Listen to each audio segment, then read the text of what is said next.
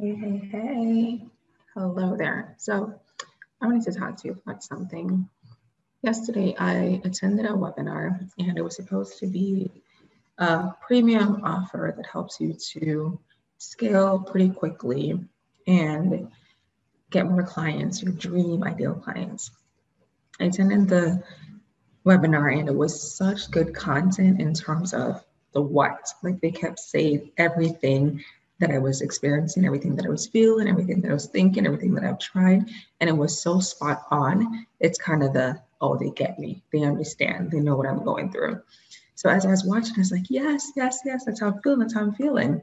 So it was about a 40-minute webinar.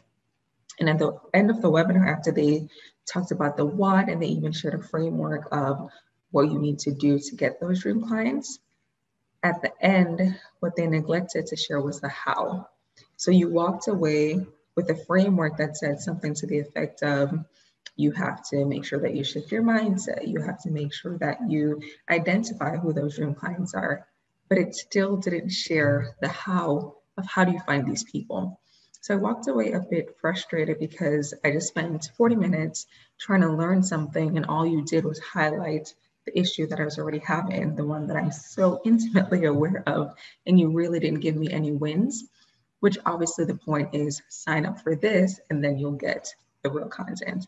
But that's me, signing on for like a $7,000 program for X amount of time to get these wins without being fully convinced that they can help or understand my unique situation, right? So it's one thing to be able to identify or speak to my pain points, but how do I know that for my specific situation, you can actually promise or guarantee the outcome? So I walked away a little frustrated. And what I kept hearing after that was, use what you have, use what you have.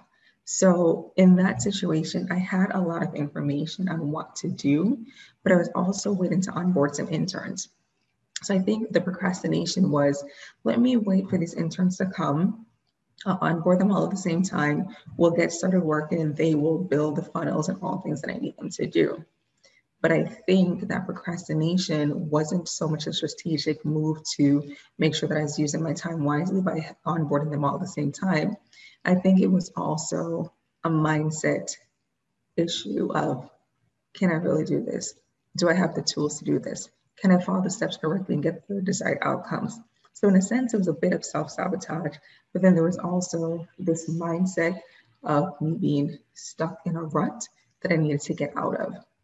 So once I realized what it was, I was able to call it out and say, oh, okay, so this is a little fear. This is a little frustration. This is procrastination. This is self-sabotage. And once you're able to name what you're going through, it's easier to then try to problem solve because you've defined the roots of the issue. So I also started a devotional today, and it was talking about fasting from wrong thinking, which is a book that I've read before, and I've actually listened to messages from the author, and it has been life-changing. So I started reading the devotional today, and it talked about, I can't change. Now, those are words that I would never say. Like, I would never say, oh, I can't change. I don't feel like I can do what I need to do. I always have this can-do mentality. So as I'm reading through, I'm like, okay, I'm sure people go through this. But then 3 things came to mind, not one, but 3 things that I needed to shift my mindset on. One was the eating habits. So I think sometimes I feel like I'm stuck in this pattern of eating where I go from, oh, I'm eating so healthy, I'm eating so clean, I'm not doing the gluten, I'm not doing the dairy, I feel so good.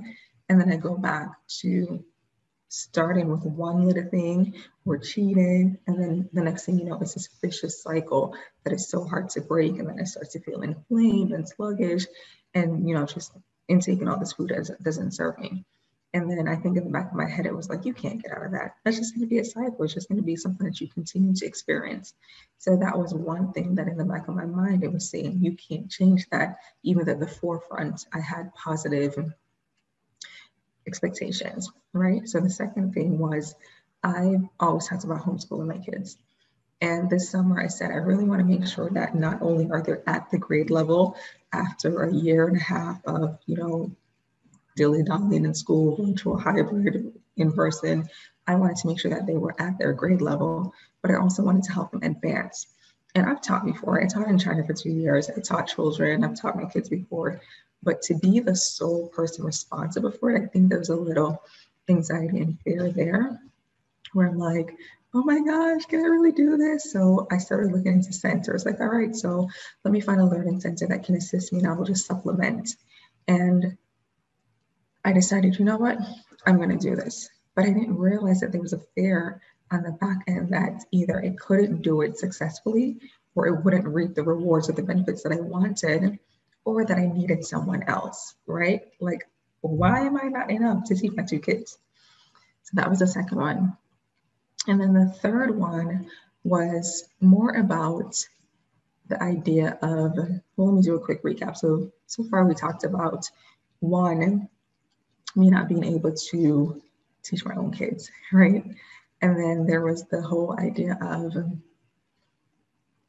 me feeling inadequate, but not using those words, not saying that I'm not enough, not saying that I don't have the tools, but just this procrastination and like doing all this activity, trying to get other people onboarded. Like, okay, so here's this person needs to help. Here's this learning center they need to hop on.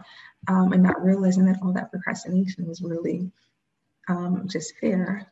And then the last thing was really surrounded around just the idea.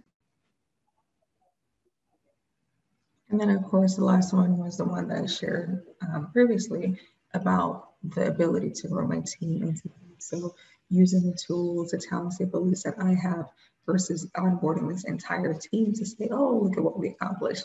So I just want to encourage you today to, one, use what you have. Whatever tools you have, whatever techniques you have, whatever resources you have, I challenge you to just go ahead and use what you have.